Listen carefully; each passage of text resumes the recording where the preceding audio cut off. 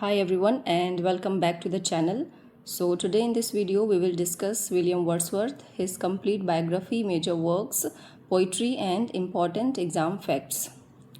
So let's begin this video. William Wordsworth is not simply a poet of nature. He is one of the central figures of English Romantic movement, and his poetry transformed the way ordinary life, nature, childhood, memory, and human emotions were presented in English poetry. So, at first, we will discuss basic information about William Wordsworth. Okay. So, William Wordsworth was born on 7th of April 1770 at Cockermouth, Cumberland, England. So Cumberland England में इनका जन्म होता है 7 अप्रैल 1770 में. And he died on 23rd of April 1850 at Rydal Mount, वेस्ट मॉरलैंड. Rydal Mount में इनका डेथ होता है 1850 23 अप्रैल को. He was one of the principal poets of the romantic age. And ये जो थे रोमांटिक एज के एक बहुत ही इम्पॉर्टेंट बोल सकते हैं, प्रिंसिपल बोल सकते हैं, बहुत ही इम्पॉर्टेंट फिगर थे Wordsworth. And Wordsworth is generally associated with the first generation of English romantic poets, particularly along with Samuel Taylor Coleridge. ये फर्स्ट जनरेशन में आते हैं William Wordsworth. The third major figure of the first generation is usually Robert Southey. और Robert Southey जो हैं ये भी first generation poet में आते हैं. तो William Wordsworth, S T. Coleridge and Southey, ये तीनों जो हैं generally first generation of romantic poets में कंसीडर किए जाते हैं. And Wordsworth, Coleridge and Southey are often called the lake poets. और इन्हें लेक पोइट्स के नाम से भी जाना जाता है. ये बहुत ही एक इम्पॉर्टेंट टर्म है लेक पोइट्स, जो कि अक्सर एग्जाम्स में पूछे जाते हैं because of their association with the Lake district. और उन्हें लेक पोइट्स क्यों कहा जाता था? Because of their association of the Lake District, क्योंकि वो ये तीनों जो हैं ये लेक डिस्ट्रिक्ट से बिलोंग करते थे, इसीलिए इन्हें लेक पोइट्स कहा जाता था. Wordsworth's poetry is especially famous for its treatment of nature, childhood, memory, imagination, human emotion, common people, rural life, spirituality, the relationship between humanity and nature. तो ये सारे जो थीम हैं ये स्पेशली हमें देखने को मिलता है वर्ड्सवर्थ के पोइट्रीज़ में. और इन सभी थीम्स के लिए जो वर्ड्सवर्थ हैं वो बहुत ही फेमस हैं. And his poetry is one of the most important expression of English romanticism. So, English romanticism में इनके जो poetries हैं वो बहुत ही important महत्व रखते हैं. Now come to his family and childhood. So, William Wordsworth was the second child of John Wordsworth. ये जो थे विलियम वर्ड्सवर्थ ये second child थे जॉन वर्ड्सवर्थ के. जॉन वर्ड्सवर्थ इनके पिता का नाम हुआ. और वो जो थे एक लॉयर थे. He was a lawyer. इनके फादर क्या थे? एक लॉयर थे और एक एजेंट के तौर पर भी काम करते थे. He was a lawyer and a agent also. Wordsworth had 4 siblings. Wordsworth के कितने सिबलिंग्स थे? 4 सिबलिंग्स थे. His sister Dorothy Wordsworth is extremely important in the study of his life and poetry. और इन सभी में जो डोरोथी वर्ड्सवर्थ है इनकी सिस्टर, ये बहुत ही इम्पॉर्टेंट है. Dorothy was not merely his sister, she was his lifelong companion and her journals, observation had a magnificent influence on Wordsworth. So Dorothy जो है merely सिर्फ उनकी एक सिस्टर नहीं थी बट उनकी एक लाइफ लॉन्ग कंपेनियन थी. और उनका जो हर जर्नल्स, डोरोथी के जो जर्नल्स हैं and observation had a significant influence on Wordsworth. Wordsworth का बहुत ही ज़्यादा इन्फ्लुएंस, वर्ड्सवर्थ के ऊपर बहुत ही ज़्यादा इन्फ्लुएंस है उनकी सिस्टर के जो जर्नल्स हैं उनका. So Wordsworth lost his mother in 1778 when he was only 8 years old. So Wordsworth जो है वो अपनी माँ को खो देते हैं in 1778. When he was only 8 years old। 8 साल की उम्र में ही उनकी माता जो है वो उनका डेथ हो जाता है। And his father died in 1783।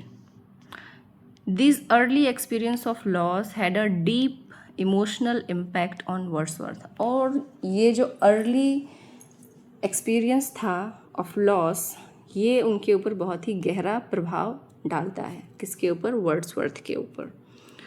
His childhood experiences in the countryside, especially his close contact with nature, later become an important source of his poetry। So इनका जो childhood experience है in the countryside, जहाँ वो रहते थे, especially his close contact with nature, उनका जो contact था nature के साथ, ये बहुत ही important source बनता है उनके poetries के लिए। Okay? So this is why when studying Wordsworth, we must remember the nature. That nature was not simply a poetic subject for him, nature was deeply connected with his personal experience and emotional development. So nature जो है वो सिर्फ एक subject नहीं है उनकी poetry में, ये जो है डीपली कनेक्टेड है with his personal experience and emotional development. Now अभी हम एजुकेशन देखेंगे। Wordsworth received his early education at Hawkshead Grammar School. So Hawkshead Grammar School जो है वहाँ से इनका वर्ड्सवर्थ का अर्ली एजुकेशन कंप्लीट होता है। And Hawkshead Grammar School was an important place in Wordsworth development. इनके डेवलपमेंट में बहुत ही ज़्यादा मायने रखता है ये school, because he spent considerable time in the natural environment of the Lake District. क्योंकि ये वहाँ बहुत ज़्यादा समय नेचर के साथ स्पेंड करते थे, that's why. And later he went to St John's College Cambridge, और बाद में ये सेंट जॉन कॉलेज कैम्ब्रिज जाते हैं। He entered Cambridge in 1787 and graduated in 1791। ये कैम्ब्रिज जाते हैं 1787 में और ग्रेजुएट होते हैं 1791 में। And during his Cambridge years, Wordsworth traveled and developed his interest in literature and European political event। और जब वो कैम्ब्रिज में थे तो उस समय ही वर्ड्सवर्थ जो है उनका डेवलप होता है interest in literature and European political events में भी इनका इंटरेस्ट जो है वो डेवलप होता है कैम्ब्रिज में जिस समय ये थे उस समय। Wordsworth and the French Revolution. So French revolution का भी वर्ड्सवर्थ के ऊपर बहुत ज़्यादा इन्फ्लुएंस हुआ था। One of the most important influence on Wordsworth was the French Revolution of 1789। So Wordsworth travelled to France in 1791 shortly after the revolution had begun. So ये French revolution 1789 में शुरू हुई थी और 1791 में जो वर्ड्सवर्थ है वो फ्रांस जाते हैं। इनिशियली जो होता है he strongly supported the ideals of the French Revolution. शुरू में तो ये बहुत ज़्यादा सपोर्ट करते हैं, इन्हें अच्छा लगता है। But the revolution ideals of liberty, equality and fraternity, ये जो है फ्रेंच रिवॉल्यूशन का मोटो है, लिबर्टी, इक्वालिटी एंड फ्रेटर्निटी। सो शुरुआत में तो वर्ड्सवर्थ बहुत ज़्यादा सपोर्ट करते हैं and deeply attracted. He believed that the revolution might bring freedom and justice to ordinary people। ये सपोर्ट कर रहे थे फ्रेंच रिवॉल्यूशन को क्योंकि इन्हें लग रहा था कि ये जो है फ्रीडम और जस्टिस दिलाएगी to ordinary people. So Wordsworth also developed relationship with Annette Vallon in France. France में इनका मतलब कि रिलेशनशिप डेवलप्ड होता है एन टी वेलन के साथ। And they had a daughter also named Caroline। However, Wordsworth was forced to return to England because of political circumstances and financial difficulties। लेकिन कुछ दिनों में जो है वर्ड्सवर्थ को इंग्लैंड वापस जाना होता है because of political and financial difficulties. इन सभी कारणों से इन्हें वापस जाना होता है। Disillusionment with French Revolution. So बाद में क्या होता है, the French Revolution later become violent and developed into reign of terror. So बाद में जो ये फ्रेंच रिवॉल्यूशन था बहुत ही ज़्यादा ये वायलेंट हो जाता है and Wordsworth become increasingly disturbed by the violence and political chaos. और इस वायलेंस और पॉलिटिकल केओस के कारण जो है वर्ड्सवर्थ जो है वो डिस्टर्ब्ड हो जाते हैं। This experience created a major crisis in his intellectual and emotional life. और ये जो एक्सपीरियंस है ये एक मेजर क्राइसिस जो है इन इंटेलेक्चुअल एंड इमोशनल लाइफ में क्रिएट करते हैं वर्ड्सवर्थ के लाइफ में। हिज अर्ली इंथुजियाज्म जो होता है, उनका जो उत्साह होता है शुरू का, वो ग्रेजुअली चेंज हो जाता है इनटू डिसअपॉइंटमेंट एंड डिसइल्यूशनमेंट में। सो this is an important point for examination. Okay, so the French Revolution influenced Wordsworth both positively and negatively also. Initially it inspired his faith in liberty and humanity, and later its violence caused him to question revolutionary politics and led him towards a deeper interest in nature, morality and the human mind. Now Wordsworth and Samuel Taylor Coleridge, अब इन दोनों का friendship हम now come to Wordsworth and Samuel Taylor Coleridge. So अब हम देखेंगे Wordsworth और Samuel Taylor Coleridge के बीच फ्रेंडशिप कैसी थी। So the most important literary friendship in Wordsworth life was his friendship with Samuel Taylor Coleridge. So Samuel Taylor Coleridge के साथ इनकी बहुत ही गहरी फ्रेंडशिप थी and Wordsworth met Coleridge in 1795। ये 1795 में ये वर्ड्सवर्थ जो है वो कोलरिज से मिलते हैं। वर्ड्सवर्थ जो है वो कोलरिज से मिलते हैं इन 1795 and their friendship became one of the most important literary partnership in English literature. और इनका जो फ्रेंडशिप है ये बहुत ही इम्पॉर्टेंट एक पार्टनरशिप में बदलता है इन इंग्लिश लिटरेचर में। Together Wordsworth and Coleridge produced one of the most influential books of English romantic poetry, and that is lyrical ballad. So we all know about lyrical ballads. This is the most important work by Wordsworth and Coleridge together. So the first edition appeared in 1798 and this publication is generally considered one of the major landmark in the beginning of English romantic poetry. सो ये एक landmark के तौर पर भी देखा जाता है in the beginning of English romantic poetry. So it's first edition published in appeared in 1798। ये बहुत ही इम्पॉर्टेंट है एग्ज़ाम के पॉइंट ऑफ व्यू से। हर एग्ज़ाम में लिरिकल बैलेट के बारे में तो पूछा ही जाता है। सो lyrical ballad was the first published in 1798 and it was jointly associated with William Wordsworth and Samuel Taylor Coleridge. However, the poems were not equally divided between two poets. Wordsworth mainly contributed poems dealing with ordinary life. Wordsworth जो है उन्होंने poem contribute किए थे जो कि deal करता था ordinary life के साथ, nature के साथ, common people, while Coleridge contributed poems dealing with the supernatural and imaginative. So ये डिफरेंस था इनके पोएम्स में। ओके, सो इनका जो डिफरेंस है, जैसे कि वर्ड्सवर्थ जो पोइट्री उन्होंने कंट्रीब्यूट किया था लिरिकल बैलेड्स में, वो जनरली डील करता था ordinary life, nature and common people से, लेकिन कोलरिज का जो पोएम था वो डील करते थे सुपरनेचुरल एंड इमेजिनेटिव। सो दोनों का थीम जो था वो स्लाइटली डिफरेंट था। So most famous example of Coleridge's contribution is The Rime of the Ancient Mariner. Wordsworth's contribution included poems such as Tintern Abbey. So ये poems जो थे वर्ड्सवर्थ और कोलरिज के द्वारा दिए गए थे, and several poems dealing with rural and ordinary life. The 1798 edition contains 23 poems in total out of this. And जो 1798 का एडिशन था उसमें 23 टोटल पोएम्स थे and out of this 19 were written by Wordsworth. 19 poem जो थे वो Wordsworth ने लिखे थे and 4 poems were written by Coleridge. ये भी बहुत ही इम्पॉर्टेंट फैक्ट है कि किसने कितने पोएम्स लिखे थे, और एग्ज़ाम्स में पूछे जाते हैं, ये बहुत ही इम्पॉर्टेंट है। The 4 poems contributed by Coleridge were The Rime of the Ancient Mariner, The Foster Mother's Tale, The Nightingale, The Dungeon। सो ये सारे 4 जो पोएम हैं ये कोलरिज ने कंट्रीब्यूट किए थे। Why is lyrical ballad important? So lyrical ballad is important because it challenged many convention of 18th century poetry।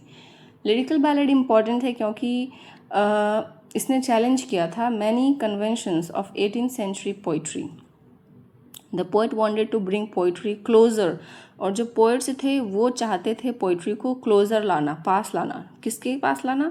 To the ordinary people, ordinary experiences, nature, simple language, human emotions, imaginative experiences। So ये सारे theme जो थे ये हमें lyrical ballad के poems में देखने को मिलते हैं।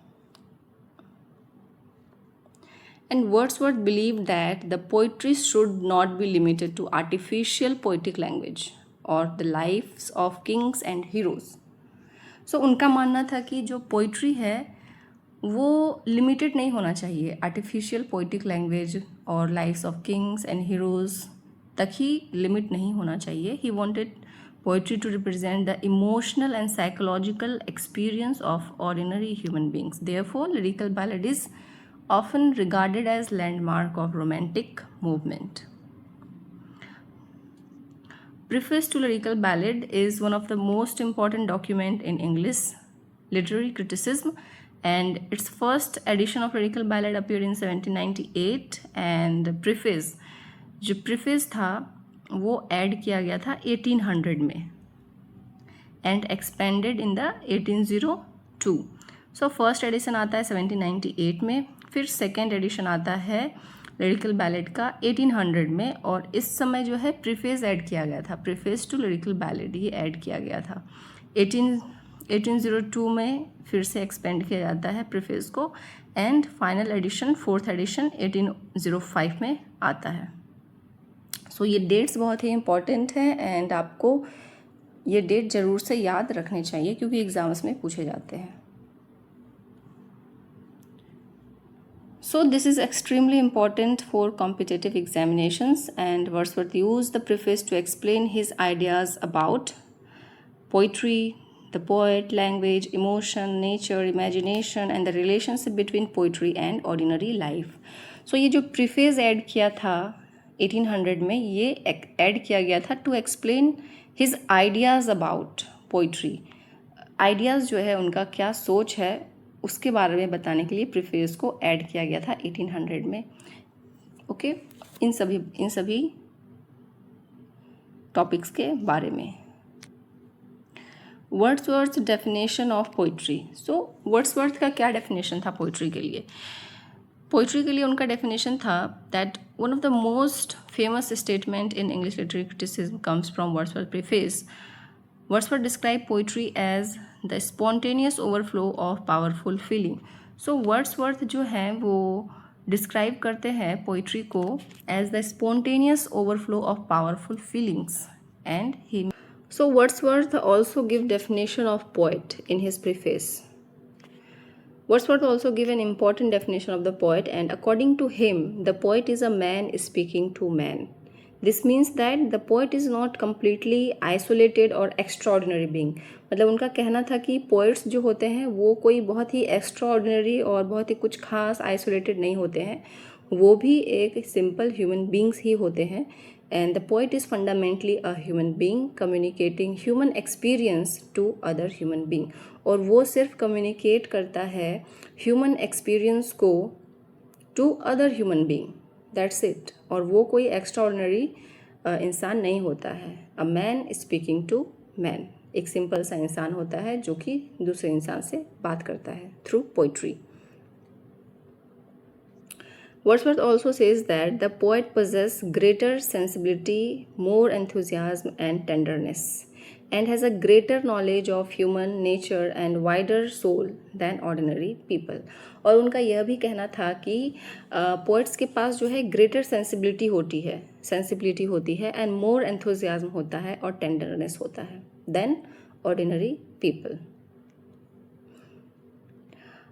Now come to Wordsworth's language of poetry. So Wordsworth strongly opposed the artificial poetic diction that had become common in 18th century poetry. So Wordsworth जो है वो artificial poetic diction के बिल्कुल खिलाफ थे, जो कि बहुत ही commonly famous हुआ करता था 18th century poetry में. He preferred the language actually used by ordinary people. उनका मानना था कि जो ऑर्डिनरी पीपल का लैंग्वेज है वो प्रेफर करते थे ज़्यादातर.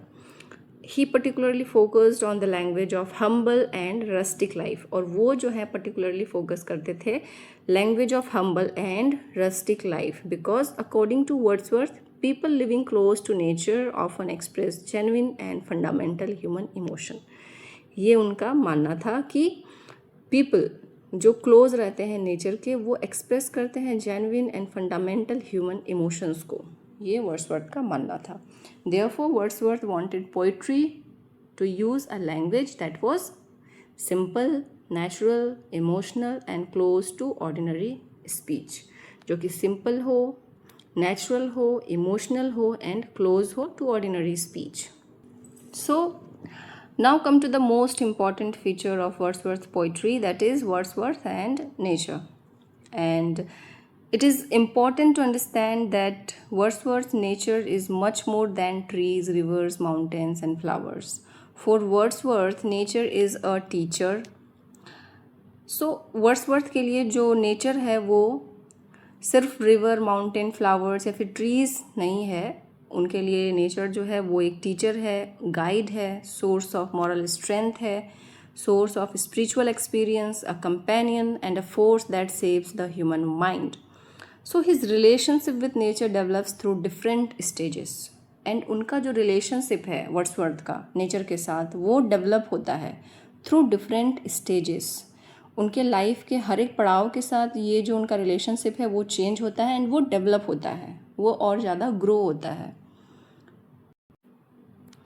In his early poetry, nature often appears as something beautiful and exciting. Early poetries में जो है नेचर को हमेशा दिखाया जाता था as something beautiful and exciting. And बाद के poetries में nature becomes a source of deeper intellectual and spiritual understanding. Source बनता है उनके डीपर इंटेलेक्चुअल और स्पिरिचुअल अंडरस्टैंडिंग के लिए. And this development can be clearly seen in Tintern Abbey. So Tintern Abbey ये इनका बहुत ही इम्पॉर्टेंट वर्क है एंड फुल टाइटल है इसका lines composed a few miles above Tintern Abbey on revisiting the banks of Wye during a tour July 13, 1798. तो ये जो है ये फुल टाइटल है टिंटर्न एबे का एंड ये बहुत ही इम्पॉर्टेंट है. कभी कभी फुल टाइटल भी जो है वो पूछ लिया जाता है कि टिंटर्न एबे का पूरा टाइटल क्या है. Okay, so this is one of the most important work of Wordsworth and इसके बारे में आपको सब कुछ पता होना चाहिए, सब कुछ. Okay, so it was written in 1798 में ये लिखी गई थी and this poem is one of the most famous poem and appeared in lyrical ballad. और ये जो पोएम है ये लिरिकल बैलेड में भी आई थी. And the poem explored the relationship between nature, memory, human consciousness, spirituality, childhood, maturity. So ये सारे थीम हमें देखने को मिलते हैं इस पोएम में. Okay, so Wordsworth remember how nature affected him when he was young. Wordsworth जो है वो याद करते हैं कि नेचर उन्हें कैसे अफेक्ट करती थी व्हेन ही वाज यंग, जब वो यंग हुआ करते थे. As a child he experienced nature primarily through the senses. अपने चाइल्डहुड डेज में वो नेचर को एक्सपीरियंस करते थे primary through the senses. Okay, as he grew older his relationship with nature become more reflective and spiritual. लेकिन जैसे जैसे दिन आगे बढ़ता गया वो बड़े हो गए, then his relationship with nature became more reflective and spiritual. उनका जो रिलेशनशिप था नेचर के साथ वो बहुत ही स्पिरिचुअल काइंड ऑफ रिलेशनशिप हो गया धीरे धीरे. And one of the most famous ideas in the poem is that memories of nature can provide comfort even when the poet is physically away from the natural world. So ये जो है बहुत ही famous idea है इस poem का कि जो memories होती है nature का वो हमें प्रोवाइड करती है comfort even when the poet is physically away from the natural world. जबकि हम वहाँ पे नहीं हैं, उस एनवायरनमेंट में, उस नेचर में नहीं हैं, फिर भी जो मेमोरीज़ होती है वहाँ की, वो हमें बहुत ही कंफर्ट और आराम देती है। ऐसा वर्ड्सवर्थ कहते हैं, इस पोएम में वर्ड्सवर्थ ऐसा कहते हैं। Okay, so this is an important example of nature as a source of psychological and spiritual nourishment. So Tintern Abbey जो है एक बहुत ही इम्पॉर्टेंट एग्जाम्पल है ऑफ नेचर का as a source of psychological and spiritual nourishment. Wordsworth 3 stage of nature, 3 stage जो है nature का वो क्या है वो हम आगे देखेंगे। एंड फर्स्ट स्टेज है nature as a sensory pleasure. In youth Wordsworth enjoy nature through the senses. Youth में वो नेचर को एंजॉय करते थे through the senses only. Nature provide excitement and physical pleasure provide करती थी। सेकेंड स्टेज में हम देखते हैं कि nature as a emotional influence उनके ऊपर होता है। As he matures nature becomes connected with his emotional and memories. And in the third stage nature as spiritual and philosophical power. और थर्ड स्टेज में हम देखते हैं कि nature as a spiritual and philosophical power Wordsworth के लिए काम करती है। सो इन सभी स्टेजेस में हम देख रहे हैं कि उनका जो नेचर को लेकर के थॉट है वो चेंज हो रहा है। In maturity nature becomes a source of wisdom. And maturity के समय में नेचर जो है वो बनती है source of wisdom, moral guidance and spiritual insight. So this development is particularly visible in Tintern Abbey. और ये सारे जो स्टेजेस हैं इन सब के बारे में ही वर्ड्सवर्थ ने डिटेल में एक्सप्लेन किया है अपने इस वर्क टिंटर्न एबे में। और किस तरह से जब वर्ड्सवर्थ दूर होते हैं उस समय वो उन यादों को जो उनका मेमोरीज़ होता है जब वो उस समय वहाँ गए थे टिंटर्न एबे, तो वो मेमोरीज़ जो है वो उन्हें बहुत ही कंफर्ट देती है, वो पुराने दिनों के बारे में सोचते हैं। Now come to his work the Prelude. So now come to his poem the Prelude. So ये वर्क भी बहुत ही इम्पॉर्टेंट है वर्ड्सवर्थ का, द प्रिल्यूड। एंड सारे एग्जाम्स में इससे रिलेटेड क्वेश्चंस पूछे ही जाते हैं। Okay, so the Prelude is Wordsworth great autobiographical poem. किस टाइप का पोएम है ये ऑटोबायोग्राफिकल पोएम है वर्ड्सवर्थ का। Okay, and it is often described as a poem about growth of the poet's mind. इस पोएम को जो है डिस्क्राइब किया जाता है as the poem about the growth of poet's mind, यानी कि वर्ड्सवर्थ के माइंड का विकास, ग्रोथ जो है किस तरह से हुआ है उसके बारे में ये पोएम है। And the full title of this poem is the Prelude or growth of a poet's mind and autobiographical poem. So ये पूरा टाइटल है द प्रिल्यूड का, the Prelude or growth of a poet's mind and autobiographical poem. बहुत ही important है full title, आप याद रखिए क्योंकि सारे एग्जाम्स में इस तरह के क्वेश्चंस तो पूछे ही जाते हैं। And Wordsworth worked on the poem for many years. और बहुत सालों तक वर्ड्सवर्थ ने इस पोएम के ऊपर काम किया है। And it was published posthumously in 1850। और ये पोएम जो है वर्ड्सवर्थ के मरने के बाद 1850 में पब्लिश्ड किया गया था। And the poem was originally planned as part of larger philosophical project. So ये जो पोएम है ये ओरिजिनली प्लान्ड किया गया था एज अ पार्ट, एक हिस्सा होता, एक किसका हिस्सा होता, अ लार्जर फिलोसफिकल प्रोजेक्ट का। Okay, the prelude record Wordsworth intellectual and spiritual development. जो प्रिल्यूड है इसमें वर्ड्सवर्थ के इंटेलेक्चुअल एंड स्पिरिचुअल डेवलपमेंट को दिखाया गया है, डिस्कस किया गया है। And it also discussed childhood, nature, education, memory, imagination, the French Revolution and the development of poets' mind. So ये सारी चीज़ें जो हैं इस prelude poem में डिस्कस किया गया है। And the prelude is one of the greatest autobiographical poem in English literature. और ये एक greatest autobiographical poem भी है English literature में, the prelude. Now ode intimation of immortality, ये भी एक बहुत ही मेजर इम्पॉर्टेंट पोएम है। Ode intimations of immortality from recollection of early childhood. So ये पूरा टाइटल है, ये फुल टाइटल है और शॉर्ट में हम जस्ट बोलते हैं ode intimations of immortality. And it is commonly also called the Intimation Ode, and the poem explored the loss of visionary perception of childhood। और ये पोएम जो है ये किस चीज़ के बारे में है, ये जो है पोएम एक्सप्लोर करती है the loss of visionary perception of childhood. जो चाइल्डहुड की यादें होती है, जो मेमोरीज होती है, उसका जो लॉस हो गया है उसके बारे में ये पोएम है। Wordsworth suggest that children possess a special spiritual vision. Wordsworth suggest करते हैं कि चिल्ड्रन जो होते हैं, जो बच्चे होते हैं, वो पोजेस करते हैं एक स्पेशल, एक ख़ास किस्म का स्पिरिचुअल विजन पोजेस करते हैं। As a human beings grow, और जैसे जैसे वो ह्यूमन बींग्स बढ़ता है, ग्रो होता है, ओल्डर होता है, दिस विज़न, ये जो विज़न होता है चाइल्डहुड का, वो ग्रेजुअली फेड्स, वो जो है धीरे धीरे कम हो जाती है, फेड हो जाती है।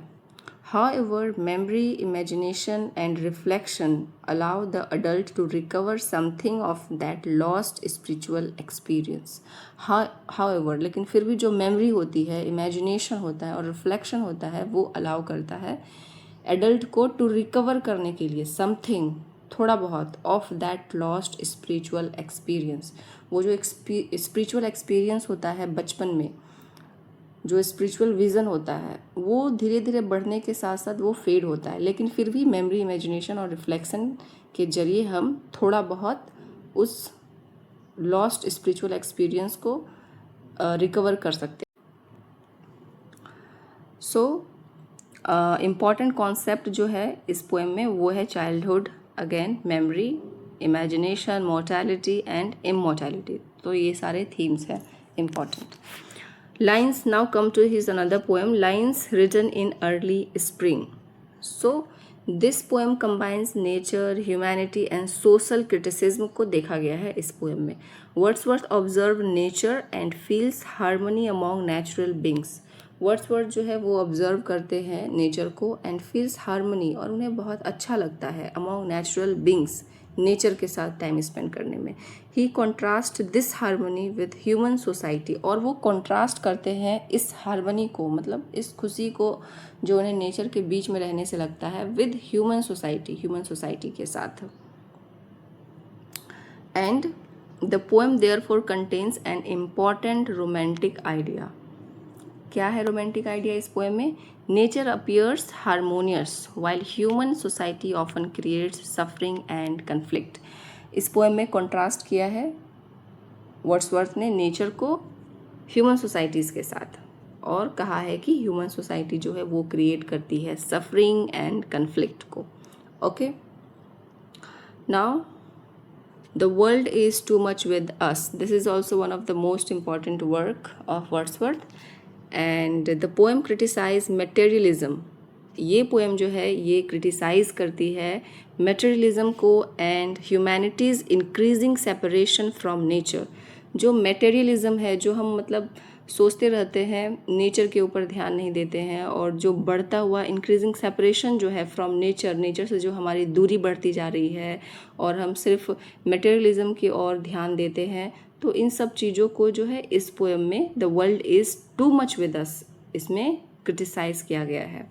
And the famous opening line is the world is too much with अस, और ये जो है फेमस ओपनिंग लाइन है इस पोएम का। And Wordsworth argue that human beings, जो ह्यूमन बींग्स हैं, have become excessively concerned with, human beings हैं वो एक्सेसिवली कंसर्न हो गए हैं getting, spending and material possession. Getting मतलब पाने में, स्पेंडिंग खर्च करने में, और मटेरियल पोजेसन, इन सभी चीज़ों में जो ह्यूमन बींग्स हैं वो बहुत ही ज़्यादा लिप्त हो गए हैं और सिर्फ इन्हीं सभी चीज़ों के बारे में सोचते हैं। काम करना है, कमाना है, ये खरीदना है, वो खरीदना है, तो ये सारी चीज़ों के बारे में ही वे आज के जो ह्यूमन बींग्स हैं वो सोचते हैं, और उन्होंने नेचर से दूरी बना रखी है। तो इन सभी चीज़ों को ही वर्ड्सवर्थ ने इस पोएम में the world is too much with us इसमें क्रिटिसाइज़ किया है। And as a result they have lost their connection with nature, और इन सभी चीज़ों के कारण क्या होता है कि ह्यूमन बींग्स लॉस्ट कर देते हैं, खो देते हैं। क्या खो देते हैं? देयर कनेक्शन विद नेचर, अपना जो कनेक्शन है नेचर के साथ वो खो देते हैं। And the poem is therefore important for themes of nature versus materialism, ये थीम है इस पोएम का। Modern civilisation versus spiritual life. Okay, so this is the theme of this poem. Now come to his another work, London 1802। London 1802। So this sonnet is addressed to John Milton. ये जो sonnet है London 1802, ये address किया गया है John Milton को। और ये सीधा सीधा सवाल पूछ लिया जाता है एग्जाम्स में कि ये सोनेट किसे एड्रेस किया गया है। So always remember these things. London 1802 एक सोनेट है एंड ये सोनेट एड्रेस किया है वर्ड्सवर्थ ने जॉन मिल्टन को। Most important fact, Wordsworth calls upon Milton and wishes that Milton could return to guide England. Wordsworth जो है वो मिल्टन को याद करते हैं और विश करते हैं और आशा करते हैं कि मिल्टन जो है could return to guide England, वो वापस आ जाए। To guide England, इंग्लैंड को राह दिखाने के लिए, रास्ता दिखाने के लिए। This poem also criticized the moral condition of contemporary England. और ये जो पोएम है ये क्रिटिसाइज करती है उस समय के कंटेम्प्रेरी इंग्लैंड के कंडीशन को क्रिटिसाइज करती है। एंड एक बहुत ही जो फेमस लाइन है इस पोएम का वो है, Milton thou shouldst be living at this hour. Okay, this is the important line of this poem. यानी कि इसमें बोला गया है कि मिल्टन आपको अभी होना चाहिए था यहाँ पे। किस लिए होना चाहिए था? गाइड करने के लिए, इंग्लैंड के लोगों को राह दिखाने के लिए, सही रास्ता दिखाने के लिए। So this is most important poem from the exams point of view, and you should remember all the important facts. Okay, now come to his another poem, I wandered lonely as a cloud. So this is one of the most important poem and it is popularly known as daffodils. Okay, I wandered lonely as a cloud, इसे short में हम daffodils के नाम से भी जानते हैं। daffodils क्या होता है? एक प्रकार का फूल होता है, आई थिंक येलो कलर का होता है शायद। And the poem describes the poet's encounter with a large number of golden daffodils beside a lake. So जो इस पोएम में जो है पोइट ने डिस्क्राइब किया है encounter with a large number of golden daffodils beside a lake. एक lake के किनारे में बहुत ही लार्ज नंबर में डेफोडिल्स के फूल देखने को मिले थे वर्ड्सवर्थ को। गोल्डन डेफोडिल्स बोला गया यहाँ पे, तो गोल्डन यानी कि येलो से कुछ मैचिंग कलर होगा, गोल्डन डेफोडिल्स। सो वो जो सीन था, वो जो दृश्य था, उसे इन्होंने इस पोएम में डिस्क्राइब किया है। And flowers letter become a source of happiness. ये जो फ्लावर्स थे, वो जो सीन था पूरा कि लेक के किनारे में डेफोडिल्स बहुत ही लार्ज नंबर में उन्होंने देखे थे। ब्यूटीफुल सीन, क्योंकि वर्ड्सवर्थ को नेचर बहुत ही ज़्यादा पसंद है। तो ये जो फ्लावर्स थे लेटर यानी कि बाद में एक सोर्स बनता है फॉर हैप्पीनेस थ्रू मेमोरी। वो एक हैप्पीनेस का सोर्स बनता है थ्रू मेमोरी। उसकी यादों को वो सोच करके बहुत ही खुश होते हैं बाद में। And this poem is perfect example of Wordsworth idea. तो ये पोएम जो है एक परफेक्ट एग्जाम्पल है वर्ड्सवर्थ के आइडिया का, that emotion recollected in tranquillity. Okay, and the physical experience occurs first, later the memory of experience gives the poet pleasure. यानी कि इमोशंस जो होते हैं वो रिकलेक्टेड होते हैं इन ट्रैंक्विलिटी, एंड फिजिकल एक्सपीरियंस जो है पहले होता है, ऑकर्स फर्स्ट, लेकिन बाद में मेमोरी जो होती है वो एक्सपीरियंस जो होता है वो देती है, गिव्स द पोएट प्लेजर। क्या देती है? पोएट को प्लेजर देती है, खुशी देती है। ओके, सो डेफोडिल्स में इंपॉर्टेंट थीम्स हो गया nature, memory, imagination and recollection. Okay, now come to his another important poem, ode to duty. Ode to duty represent another side of Wordsworth. अब ये जो पोएम है ये एक अलग साइड दिखाती है वर्ड्सवर्थ का। Wordsworth is not only a poet of beauty and imagination. Wordsworth जो है हम कह सकते हैं कि वो सिर्फ ऐसे पोइट नहीं है जिन्होंने सिर्फ ब्यूटी और इमेजिनेशन के ऊपर ही लिखी है। He is also deeply interested in morality, discipline, duty, self control, ethical development. So the poem presents duty as a moral force capable of guiding human beings. So ये जो ओड टू ड्यूटी पोएम है इसमें poet ने present किया है, duty को present किया है as a moral force. Okay, duty को as a moral force present किया है which is capable of guiding human life, जो कि केपेबल है, सक्षम है गाइड करने के लिए ह्यूमन लाइफ को। सो ड्यूटी को एज अ मॉरल फोर्स इस पोएम में प्रेजेंट किया है वर्ड्सवर्थ ने। My heart lifts up. This is another most important poem, and this short poem is extremely important because it connects childhood, nature, and continuity. The famous line is, the child is father of the man. So this is one of the most famous line of this poem. The child is father of the man. So this statement suggests that the qualities and experiences of childhood shape the adult personality. मतलब जो qualities होते हैं, experiences होते हैं childhood के, वो save करते हैं अडल्ट पर्सनैलिटी को, कि आगे हम कैसा होंगे, ये चाइल्डहुड क्वालिटीज़ और एक्सपीरियंस ही सेव करते हैं। For Wordsworth, childhood is not merely an early biological state. Wordsworth का मानना है कि चाइल्डहुड सिर्फ एक स्टेज नहीं होता है, इट इज़ इम्पॉर्टेंट पीरियड, ये एक इम्पॉर्टेंट पीरियड होता है of spiritual and imaginative world. Spiritual and imaginative world के लिए एक बहुत ही इम्पॉर्टेंट पीरियड होता है childhood. Okay, now come to his another poem, we are seven. We are seven is a poem about conversation between the poet and a little girl. ये जो है एक कन्वर्सेशन है between poet and a little girl. The poem explore childhood innocence, the child's understanding of death, and the little girl insist that she and her dead siblings are still seven. Okay, and the poem illustrate Wordsworth interest, ये जो है illustrate करती है children, ordinary people, simple language and emotional experiences.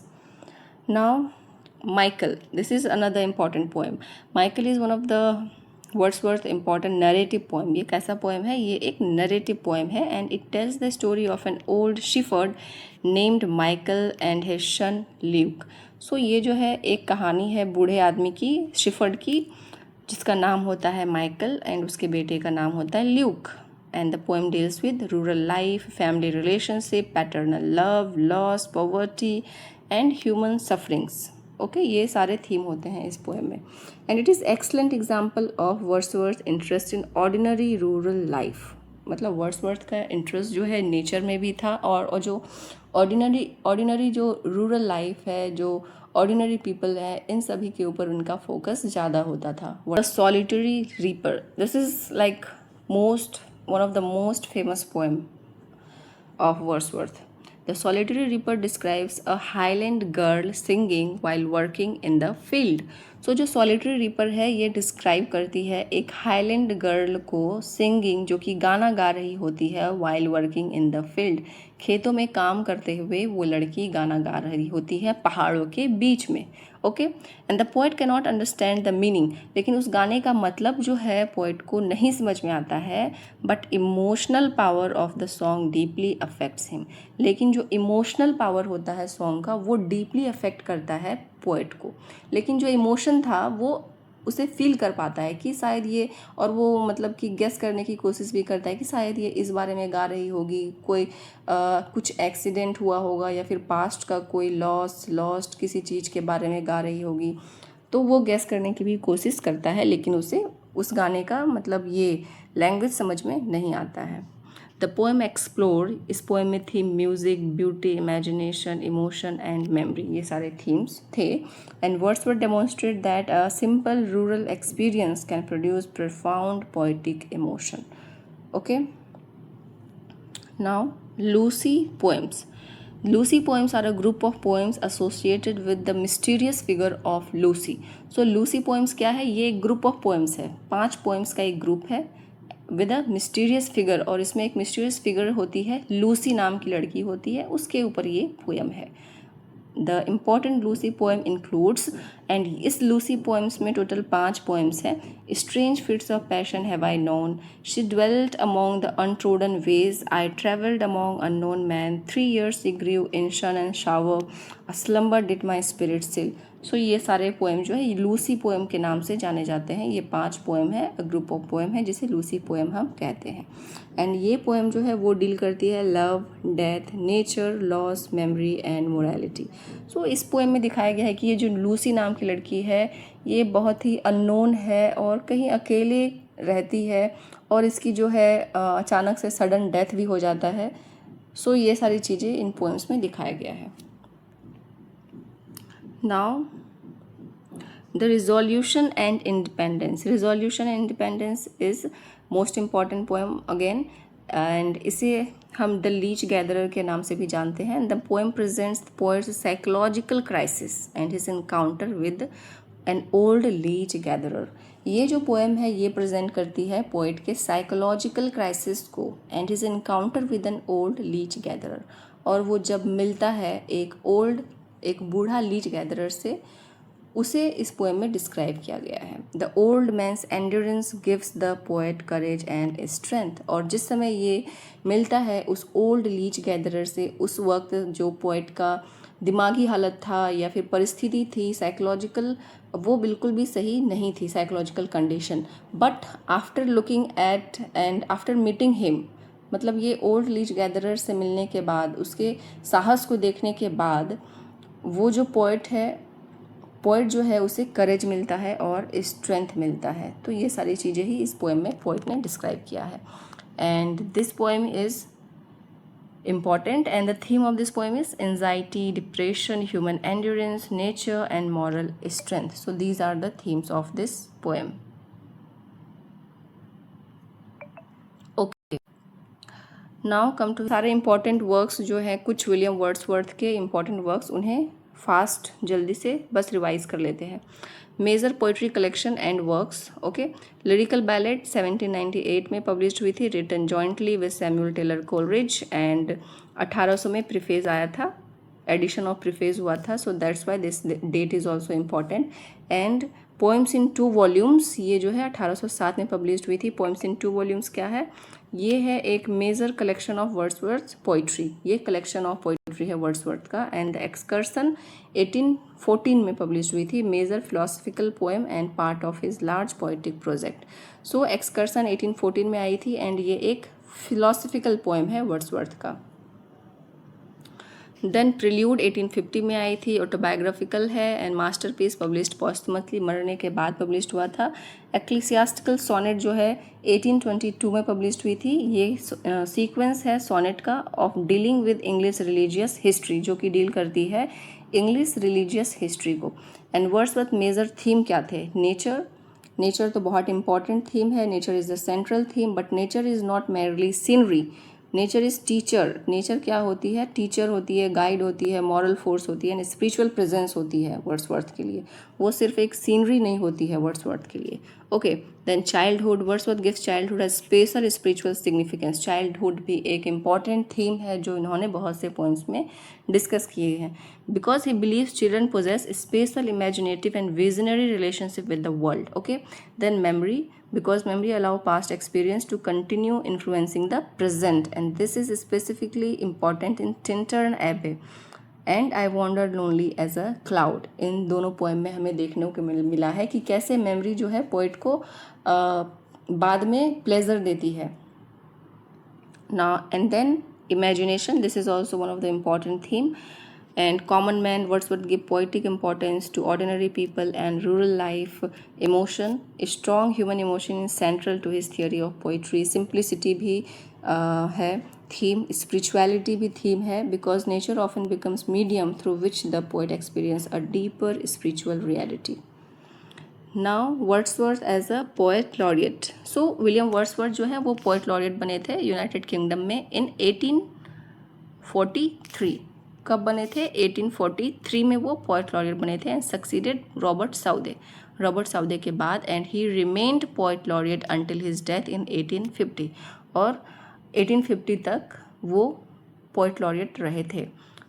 William Wordsworth died on 23 April 1850 Rydal Mount Westmorland, and he was buried at, कहाँ bury किया गया था Wordsworth को? At Saint Oswald church Grasmere. यहाँ पे इन्हें सेंट ऑसवाल्ड चर्च ग्रासमेयर, यहाँ इन्हें बरी किया गया था। ये भी इंपॉर्टेंट पॉइंट है from exams point of view, exams में पूछे जाते हैं कि कहाँ बरी किया गया था। So William Wordsworth was much more than a poet and wrote about flowers, mountains, rivers, इन सारी चीज़ों के बारे में इन्होंने लिखा था. And he transformed English poetry by bringing nature, ordinary people, childhood, memory, emotion, and the inner life of human mind to the center of poetry. His importance lies not only in his poems but also in his ideas about what poetry should be. Okay poetry कैसा होना चाहिए इसके बारे में भी Wordsworth ने बहुत कुछ लिखा है. Through lyrical ballad and the preface, Wordsworth helped establish a new poetic theory based on ordinary experience, natural language, emotion and imagination. So poetry कैसा होना चाहिए, पोइट कैसा होना चाहिए, ये सारी चीज़ें उन्होंने लिरिकल बैलेड के प्रीफेस में बहुत ही डिस्क्राइब किया है अच्छे से. And his poetry teaches that an ordinary experience can become extraordinary through memory and reflection. ये वर्ड्सवर्थ हमें ये भी बताते हैं कि कोई भी ऑर्डिनरी साधारण सा एक्सपीरियंस जो होता है वो एक्स्ट्राऑर्डिनरी हो सकता है through memory and reflection. So that's it about Wordsworth.